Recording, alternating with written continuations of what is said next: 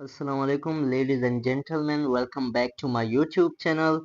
Okay, hopefully you all will be fine. So today we are going to talk about literature. What is literature? What is its background? What is the history of literature? What is the introduction of literature? And what is the difference between literature and art? We will discuss each and every aspect step by step. And we will study the history of literature, from where it started and what is its origin point. But first, if you are new on my channel, so please subscribe my channel and press the bell icon to get all the notifications regarding to my videos. Now we are going toward my video and let's start it.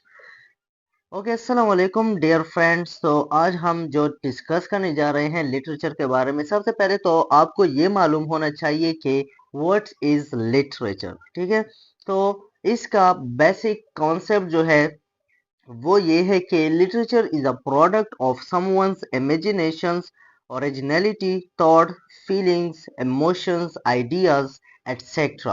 Your sentiments, your thoughts, your ideas, each and every aspect that is a creative approach towards something, towards a book, towards a novel, story, or drama, or any other creative piece. So that is what we call literature.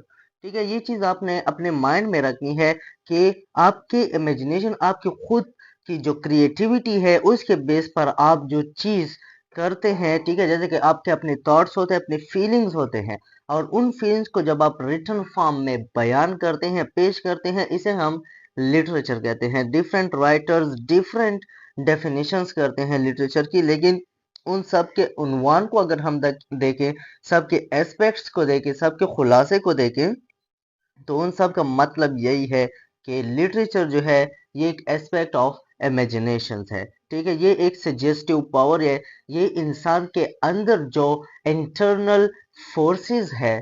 ठीक है, internal forces क्या है, आपके अंदर के जो thoughts और feelings है, उसको जब हम बाहर लाते हैं, बाहर हम किस तरह से लाते हैं, ये तमाम चीजें एब्स्ट्रैक्ट है, इसको हम टच नहीं कर सकते, लेकिन इसको हम रिटन फॉर्म में, ठीक है, रिटन फॉर्म में हम इसे बाहर लाते हैं। हम पोइट्री के फॉर्म में अपने फीलिंग्स को प्रेजेंट करते हैं, थॉट्स को प्रेजेंट करते हैं, अपने इमेजिनेशंस और इमोशंस को प्रेजेंट करते हैं।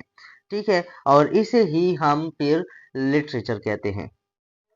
ठीक है, जिस तरह के एक पोइट कहता है कि वो गुलाबी होंठ और वो नशीली आंखें मेरे यार पे जचती है, ये दुनिया कहती है। तो अब इस जो ये जो शेर है, ठीक है, इसमें राइटर ने अपनी इमोशंस और अपने आइडियाज और थॉट्स, फीलिंग्स को बयान किया हुआ है। तो इस तरह राइटर्स के इंटरनल एस्पेक्ट, राइटर के अंदर जो जंग चल रही है उनके फीलिंग्स के दरमियान, ठीक है, उनके थॉट्स जो भर भर के जो है उसके अंदर समा गए हैं, तो उसको जब वो रिटन फॉर्म में प्रेजेंट करता है, so that is what we called literature. Second definition इसकी ये है कि literature is reflection of the society, human nature और रियलिटी।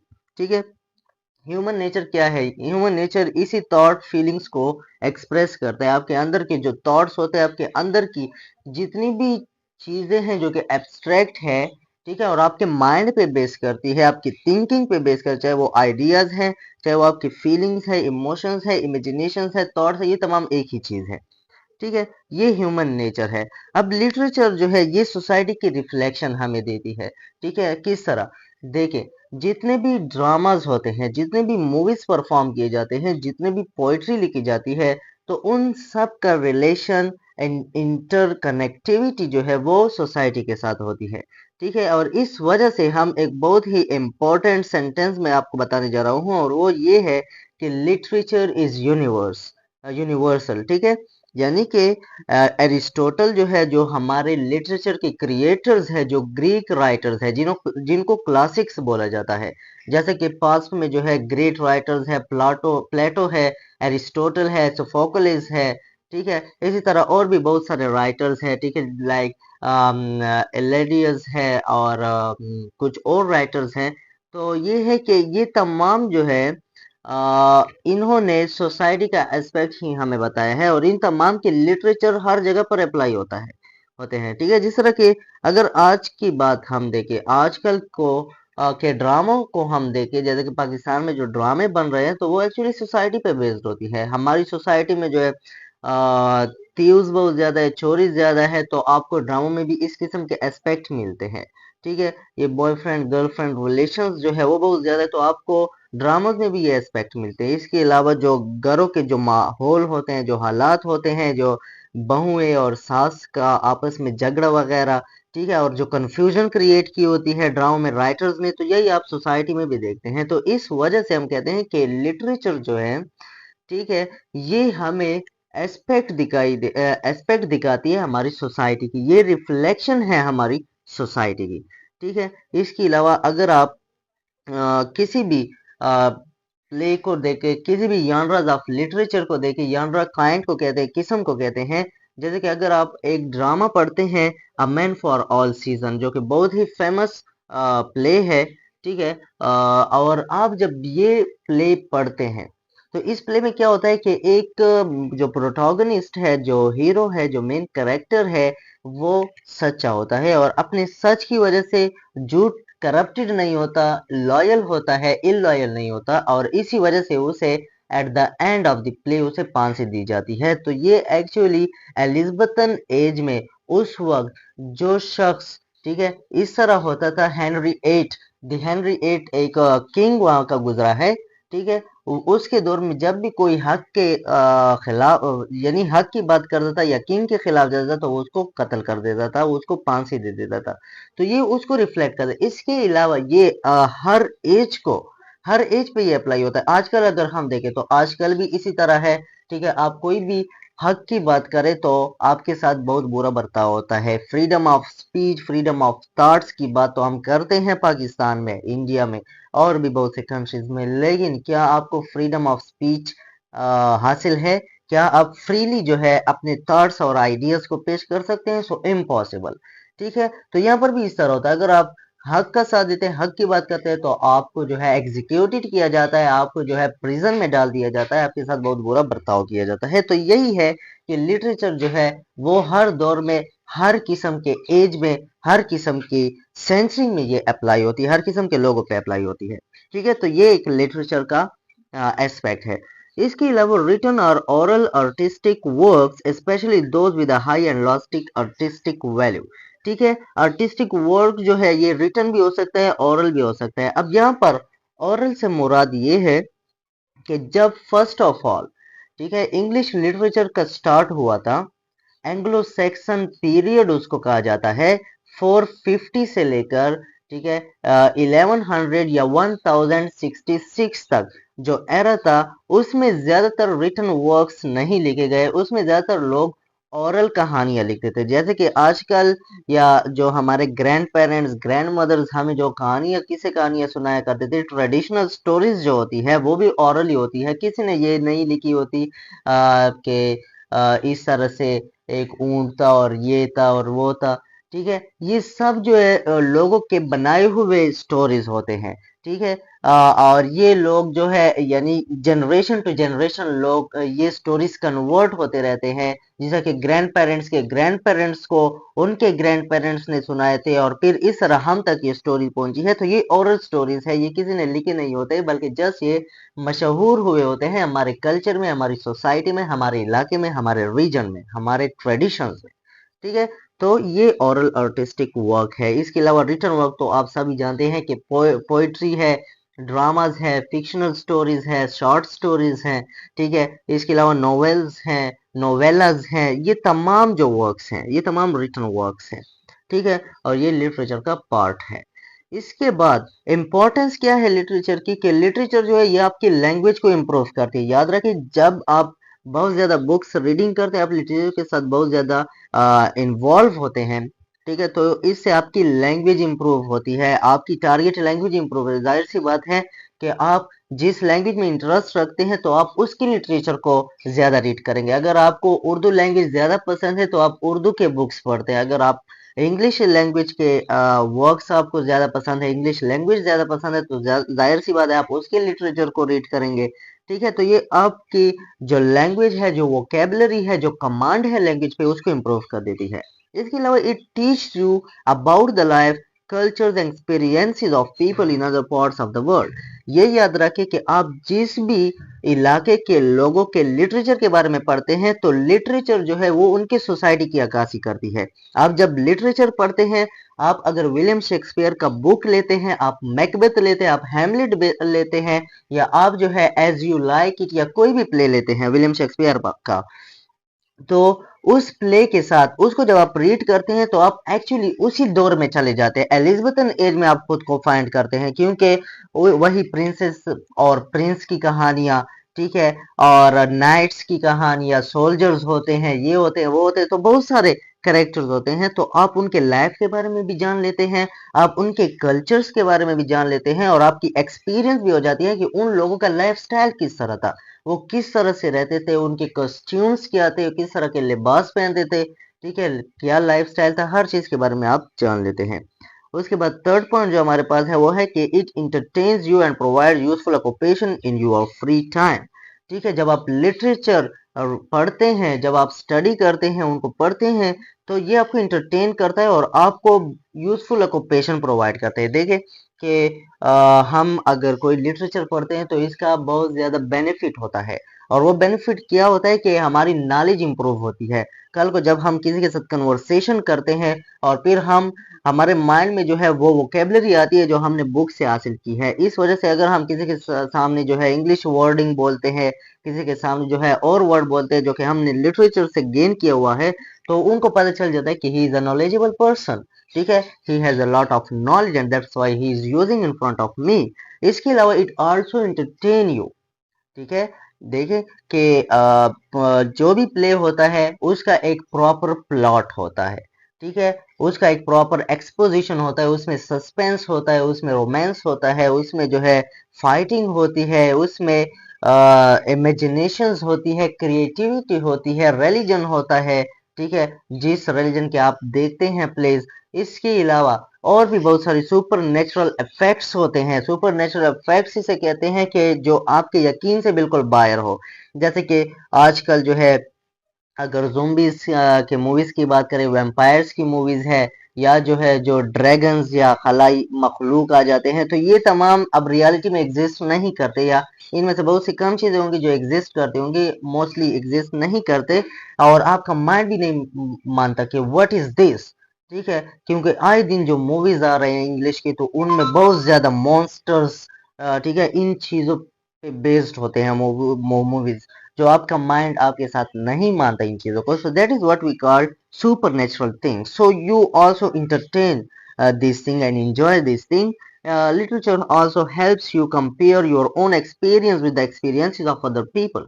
ठीक है, लिटरेचर जो है इसकी मदद से आप अपने एक्सपीरियंस को दूसरे लोगों के एक्सपीरियंस के साथ जज कर सकते हैं कि मेरा कितना एक्सपीरियंस हुआ है लिटरेचर को पढ़ते पढ़ते, क्योंकि आपका जो स्टाइल है, जो स्पीकिंग स्टाइल है, जो लाइफ स्टाइल है, जो वॉकिंग स्टाइल है, या जो अदर स्टाइल्स है, ठीक है, डिलीवरेंस ऑफ लेक्चर है, या कन्वर्सेशन है, how to communicate with others, ये तमाम चीजें जो है बहुत ज्यादा ग्रूम हो जाती है और आपकी लाइफ स्टाइल बिल्कुल चेंज हो जाती है। It makes you a wiser and more experience person. ये बहुत इंपॉर्टेंट चीज है, ठीक है, कि ये आपको वाइज बनाता है, आप में शऊर लाता है जब आप ज्यादा रीडिंग करते हैं, क्योंकि आप हिस्ट्री के बारे में जान लेते हैं। आप जब आप हम कहते हैं ना कि आप जिसके साथ रहते हैं उसका इफेक्ट आप पे होता है, यानी कि company affects you. If you join a good company, you should be get good things from them and vice versa. ठीक है, तो अगर आप जीनियस लोगों के राइटिंग्स पढ़ते हैं, लिटरेचर पढ़ते हैं, तो you should be a genius person in future. उसके बाद हम हिस्ट्री ऑफ इंग्लिश लिटरेचर के बारे में पढ़ लेते हैं थोड़ा सा, कि इंग्लिश ऑफ लिटरेचर की हिस्ट्री किस तरह आई है। इसके अलावा मैं इस पर स्पेसिफिक वीडियो बनाऊंगा। एंग्लो सेक्शन से हम पोस्ट कॉलोनियलिज्म, पोस्ट मॉडर्निज्म तक आएंगे, यानी मौजूदा जो दौर है 21वीं सदी है, इस तक आएंगे। स्टेप बाय स्टेप एक वीडियो बनाएंगे, लेकिन ये जस्ट इंट्रो है हिस्ट्री की। The history is the great thing for each and every culture. All believe on history, either who they are or what they are, because history identifies us. ठीक है, तो history जो है बहुत ही great चीज है। मैंने पहले भी कहा कि ये कल्चर को आइडेंटिफाई करती है। ठीक है, आप क्या है, आप कौन है, ये हिस्ट्री आपको बताती है। जैसा कि इंग्लिश पीपल के बारे में हमें पहले नहीं पता था कि वो बहुत स्ट्रिक्ट थे, वो फीमेल्स के बारे में बहुत स्ट्रिक्ट थे, उन पर बहुत ज्यादा पाबंदियां थी, वो राइटिंग भी नहीं कर सकते, वो चुपके से राइटिंग करते थे और पब्लिकेशंस करते थे। तो ये हमें किस तरह पता चला? हिस्ट्री से पता चला। ठीक है, इसके अलावा हमें अपने एंसेस्टर्स के बारे में किस तरह पता चलता है कि वो जो है घोड़ों पे सफर कर देते, पैदल सफर कर देते, तो सारी हमें हिस्ट्री ही बताती है। Similarly, over 100 years later, the next generation will be study about our lifestyle. ठीक है, हमारी जो नेक्स्ट जनरेशन है वो भी 100 साल बाद हमारे बारे में पढ़ेंगी कि हमारा लाइफस्टाइल किस तरह था, हमारे दौर में क्या हुआ था और लोग किस तरह थे। In short, history creates a link between us. In short, history जो है वो तमाम जमानों के अंदर एक लिंक जो है वो क्रिएट करती है।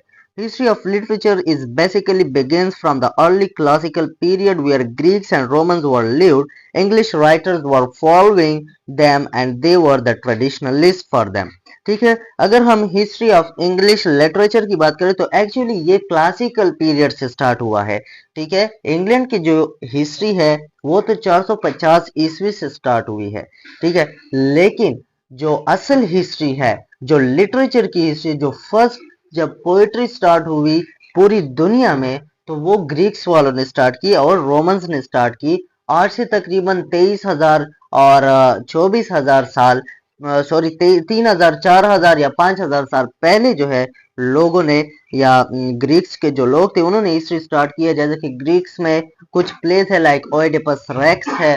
ठीक है, इसके अलावा और भी बहुत सारे प्लेस हैं जो कि बहुत ज्यादा फेमस हैं। ठीक है, उस वक्त के दौर में, और वो लोग जो है थिएटर्स वहां पर नहीं होते थे बल्कि वो एक स्टेज लगा देते थे, एक मैदान सा होता था और लोग वहां पर जमा हो जाते थे और लोग कंपटीशंस करते थे। ठीक है, वो कंपटीशंस करते थे प्लेज में, जिसकी बेस्ट प्लेज होती थी उनको अवार्ड मिलता था किंग की तरफ से। तो इस तरह से प्लेज का आगाज हुआ, पोएट्री का आगाज हुआ। जैसा कि उनमें एक ग्रेट पोएट जो है वो होमर है। ठीक है, और ग्रेट ट्रेजेडी राइटर जो है वो सोफोक्लिस है, एरिस्टोटल है, एटसेट्रा। उसके बाद जो है history of literature is basically begins from the early classical period where Greeks and Roman were lived, ये तो हमने पढ़ लिया। उसके बाद फ्रॉम 450 एडी टू और 500 AD the history of English people were started. ठीक है, इंग्लिश हिस्ट्री जो स्टार्ट हुई, इंग्लिश लिटरेचर की हिस्ट्री, वो 450 या 500 ईस्वी से स्टार्ट हुई और अब तक वो चल रही है। ठीक है, उसके बाद हम आते हैं आर्ट की तरफ कि what is the difference between literature and art. ये चीज अपने माइंड में रखनी है कि literature is the reflection of the society. ठीक है, जबकि आर्ट जो है it is the artistic creativity of an artist. Art is the artistic creativity और imaginative creativity of an artist is called art.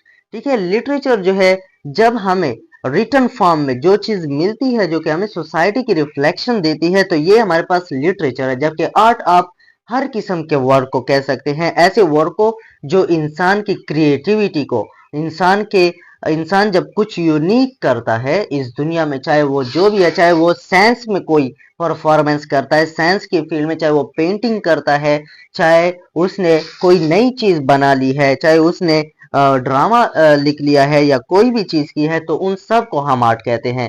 लेकिन ये है कि आर्ट के हमारे पास किस्में हैं, एक को हम फाइन आर्ट कहते हैं, एक को हम प्योर आर्ट कहते हैं। फाइन आर्ट में ये डिजाइनेशन, पेंटिंग वगैरह ये तमाम चीजें आती है, जबकि प्योर आर्ट में सिर्फ और सिर्फ लिटरेचर ही आता है। ठीक है, ये चीज आपने माइंड में रखनी है। इसके अलावा art is the imaginative creativity of the artist and art is something that you create which is deep.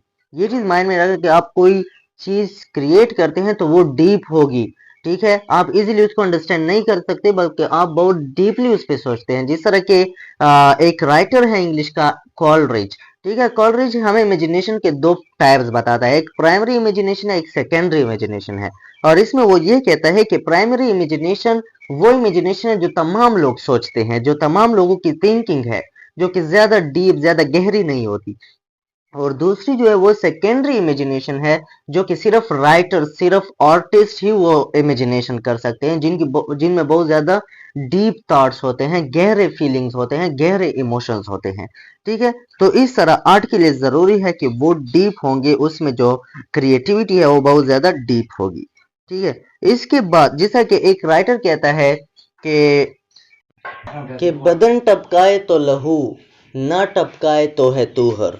ठीक है, तूहर जहन्नम में एक दरख्त है जो कि बहुत ज़्यादा बिटर है, बहुत ज़्यादा बदबूदार है। ठीक है, तो वो कहता है कि बदन टपकाए तो लहू और ना टपकाए तो है तूहर। ठीक है, दिल तिश्नगी बनी आतिशे पेरे खाक सार में रंजिशे। अब ये जो है हर कोई इजीली अंडरस्टैंड नहीं कर सकता, इसमें राइटर ने बहुत डीप फीलिंग्स अपने हार्ट के बयान किए हुए हैं। ठीक है, तो ये एक आर्टिस्टिक वर्क है। So we can say that literature is the art but we can not say an art is literature. ठीक है, इस वजह से हम कहते हैं कि लिटरेचर एक आर्ट है। हम लिटरेचर को आर्ट कहते हैं, लेकिन हर आर्ट को हम लिटरेचर नहीं कह सकते, क्योंकि हमने कहा कि आर्ट जो है वो पेंटिंग भी हो सकता है, आर्ट कोई और चीज़ भी हो सकता है। तो जब आप वर्ड आर्ट सुनते हैं तो आप ये नहीं कहेंगे कि ये लिटरेचर है, इसको हम लिटरेचर कह सकते हैं, नो। लेकिन अगर आप वर्ड लिटरेचर सुनते हैं तो आप उसको आर्ट कह सकते हैं, क्योंकि वो किसी राइटर का हुनर है। For example book of novel है, ड्रामा है, पोइट्री है, ये तमाम लिटरेचर भी है और आर्ट भी है। वाइल पेंटिंग जो है ये सिर्फ आर्ट है, इसको आप लिटरेचर नहीं कहेंगे। इसके अलावा जो करेक्टर्स के फॉर्म में पेश होते हैं, जैसे कि मूवीज़ वगैरह है हमारे साथ, ठीक है, तो उसको भी हम लिटरेचर का पार्ट कहते हैं, लेकिन उसको भी मोस्टली हम आर्ट ही कहते हैं, क्योंकि लिटरेचर हम उन चीज़ों को कहते हैं जो कि रिटन फॉर्म में है। पोइट्री है, नावल है, प्ले है, या कोई भी चीज़ है जो हमारे पास रिटन फॉर्म में है, उसको हम लिटरेचर कहते हैं। इसके अलावा आर्ट की बात हो गई तो जैसा कि एक राइटर कहता है कि beauty lies in the eyes of beholder, John Keats ने ये कहा है। ठीक है, कि खूबसूरती देखने वाले की आंखों में होती है। तो इसमें आप देख सकते हैं कि कितनी ज़्यादा डीपनेस है। ठीक है, इसके अलावा सजेस्टिव अप्रोच जो है इसमें होता है, यानी राइटर ने आपको एक सजेशन दी हुई है कि अगर आप इस तरह करेंगे तो आपको ये फील होगा। हर पोइट्री में जिस तरह के हम थीम्स कहते हैं कि इसका मेन थीम ये है, कि जैसा आजकल के ड्रामोस का मेन थीम्स क्या होता है, डिस्ट्रक्शन है, ठीक है, एनिहिलेशंस है, इस किस्म के थीम्स होते हैं। पॉलिटिकल वॉर्स हैं, ठीक है, इलॉयलिटी है, तो इस किस्म के ब्राइबरी है, करप्शन है, ये थीम्स होते हैं। तो और इमेजिनेशंस तो ऑलरेडी हमने डिस्कस करे कि इंसान के अंदर की जो क्रिएटिविटी है, so that is what we call imaginations. तो इसके साथ ही हमारे टॉपिक का होता है at the end. So if you have any question about regarding these topics, so you can ask in comment section, and hopefully that you should understand, you have understand my lectures. अब तक के लिए अल्लाह हाफिज़।